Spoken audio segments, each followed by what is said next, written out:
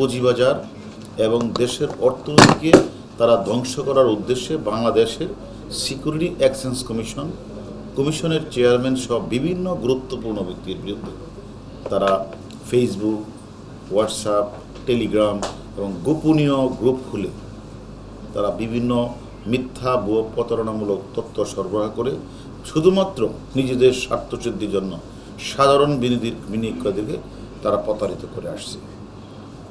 এটা তারা প্রায়ই করে থাকে এবং এটা বেশি না, 4 থেকে 5 জন ব্যক্তি যারা সবসময় সরকার বিরোধী কর্মকাণ্ডে জড়িত এবং ওই সকল ব্যক্তির বিরুদ্ধে বিভিন্ন থানায় একাধিক মামলা রয়েছে। এই ব্যক্তিরা কোনো কোম্পানির এজিএম হলে তারা এজিএমে গিয়ে একটা সিন্ডিকেট, তারা 5-7 জন যাবে, ওই এজিএমে যারা করে তাদেরকে বলবে যদি তোমরা আমাদেরকে টাকা না দাও তাহলে আমরা এজিএমে উল্টাপাল্টা কথা বলে তোমাদের এজিএমকে করে দেবো, আর যদি টাকা পয়সা দাও তাহলে আমরা তোমাদের কোম্পানির সঙ্গে ভালো বলবো। অথবা লিস্টেড কোম্পানির যদি কোনো কোম্পানির শেয়ারে বাজারে বা আইপিওতে আসতে চায় সেখানেও তারা ওদেরকে গিয়ে আগে থ্রেট করে, আবার এখানে এসেও থ্রেট করে, এরকমভাবে তারা চাঁদাবাজি করে আসছিল। এই সকল চক্রের বিরুদ্ধে পুঁজিবাজার নিয়ন্ত্রক সংস্থা Bangladesh security exchange commission Ramna থানা তারা একটা মামলা দায়ের করে। আমরা ঢাকা মেট্রোপলিটন ডিবির সাইবার টিম সাউথ তাদের দল সবাই মিলে তারা তদন্ত করে 3 জনকে গ্রেপ্তার করে, যারা অনলাইন এবং সামাজিক যোগাযোগ মাধ্যম ব্যবহার করে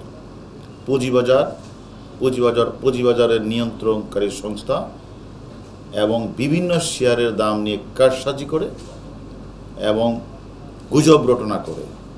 এই কারসাজিকারী এবং গুজব রটনাকারীদের 3 জনকে গ্রেপ্তার করার পরে আমরা এই সকল তথ্য আমরা পেয়েছি। এরা দীর্ঘদিন যাবৎ কোনো সময় সিকিউরিটি এক্সচেঞ্জ কমিশন ওই সিকিউরিটি এক্সচেঞ্জ কমিশনের চেয়ারম্যানের বিরুদ্ধে তারা নানা ধরনের আপত্তিকর তথ্য, যেটা সাইবার সিকিউরিটি আইনের লঙ্ঘন এবং তাদের বিরুদ্ধে মামলা হওয়ার মতো ঘটনা তারা প্রায়ই করে আসছে। এবং তাদের একটা গ্রুপ আছে, তারা তাদের যখন বিরুদ্ধে যে কোনো ব্যবস্থা কেউ কথা বলে তারা সাথে সাথে ওই সকল চক্র সাথে নিয়ে তারা রাস্তায় এসে তারা একটা রাস্তায় নেমে যায়, ব্যানার দিয়ে মানববন্ধন করে। আমরা তদন্ত করে তাদের 3 জনকে গ্রেপ্তার করেছি। এর মধ্যে একজনের নাম হলো আমির হোসেন, নুরানি ছদ্মবেশ ধারণ করে তার নামে বিস্ফোরক আইন এবং বিশেষ ক্ষমতা আইনে তার নামে 11টি মামলা আছে। এছাড়া আরেকজন আছে নুরুল হক হারুন, বিনিয়োগকারী ঐক্য পরিষদের বিভিন্ন নাম ধারণ করে বিভিন্ন সদস্যদের একত্রিত করে এর কাজ হলো বিভিন্ন জায়গাগুলিতে চাঁদাবাজি করা। তার সাথে কয়েকজন লোক থাকে এবং তারা বিভিন্ন জায়গাগুলিতে গিয়ে তারা ওই জ্ঞানী ব্যক্তি সেজে তারা তার পোস্টটার নাম হচ্ছে বাংলাদেশ পুঁজিবাজার বিনিয়োগকারী ঐক্য পরিষদের সহসভাপতি, এটা নাম ধারণ করে সে বিভিন্ন কোম্পানির কাছে চাঁদাবাজি করে। আর আরেকজন হচ্ছে রয়্যাল ক্যাপিটাল প্রকারের হাউসে যুক্ত হোয়াটসঅ্যাপ টেলিগ্রাম করে টাকার বিনিময়ে বিভিন্ন শেয়ার সঙ্গে তথ্য প্রদান করে, আগাম তথ্য। সে যদি মনে হয় তার সাথে ওই কোম্পানির ভালো যোগাযোগ থাকে তখন সে করি কি সে তার হোয়াটসঅ্যাপ তারপরে বিভিন্ন তার যে যোগাযোগ মাধ্যমে এটাকে খুব ভালো বলে যে ওইটা খুব ভালো কোম্পানি। তার আবার একটা হোয়াটসঅ্যাপ গ্রুপ আছে অনেক বড়, দিয়ে বলে যে এই শেয়ারটা খুব ভালো, এটা কিনলে লাভবান হওয়া যাবে।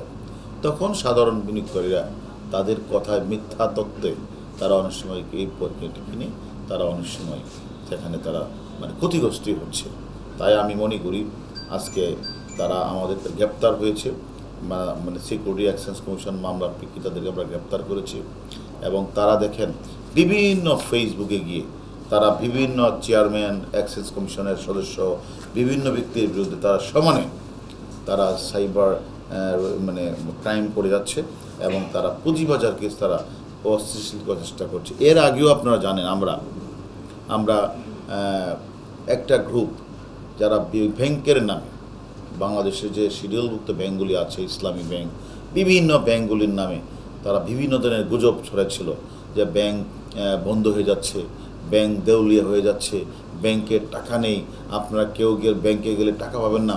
অর্থাৎ ক্ষুদ্র যারা ব্যাংকে টাকা রাখে তাদেরকে এমনভাবে মানে তারা প্রতারিত করছিল যে তাড়াতাড়ি ব্যাংক থেকে টাকা তুলে ফেলি।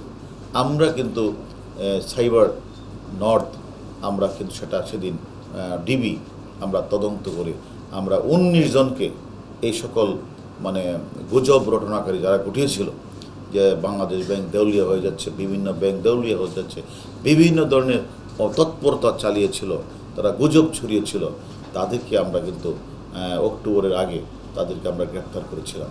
তারপরে কিন্তু পরিবেশ ফিরে এসেছিল।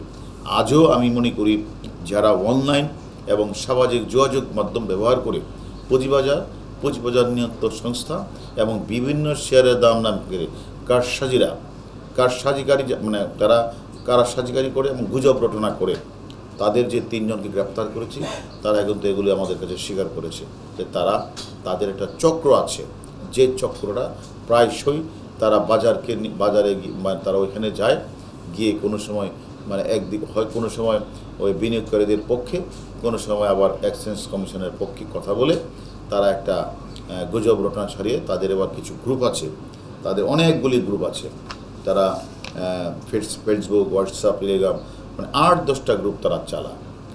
তাদের অনলাইনে অনেক ফলোয়ার আছে তারা এই কাজগুলি করে আমাদের দেশের ক্ষতি করছে, সরকারের ক্ষতি করছে, সাধারণ বিনিয়োগকারীকে ক্ষতিগ্রস্ত করছে। আমরা তাদেরকে রিমান্ডে এনে আর তাদের সাথে আর কার কোন চক্র জড়িত, এই সকল চক্র যারা জড়িত রয়েছে তাদেরকে আমরা ধরে এনে আইনের আওতায় এনে আমরা বাকি তথ্যগুলি বের করব যে তাদের উদ্দেশ্যটা কী। এখন আমাদের মূল বিষয় হচ্ছে যে ঢাকা মেট্রোপলিটন পুলিশের গোয়েন্দা সাইবার অ্যান্ড ক্রাইম বিভাগ আমরা সবসময় সাধারণ বিনিয়োগকারীদের স্বার্থে আমরা কাজ করি। এই বিষয়ে নিয়মিতভাবে অনলাইনে সামাজিক যোগাযোগ মাধ্যমে আমরা নিয়মিত মনিটরিং করি এবং এখন থেকে রেগুলার আমরা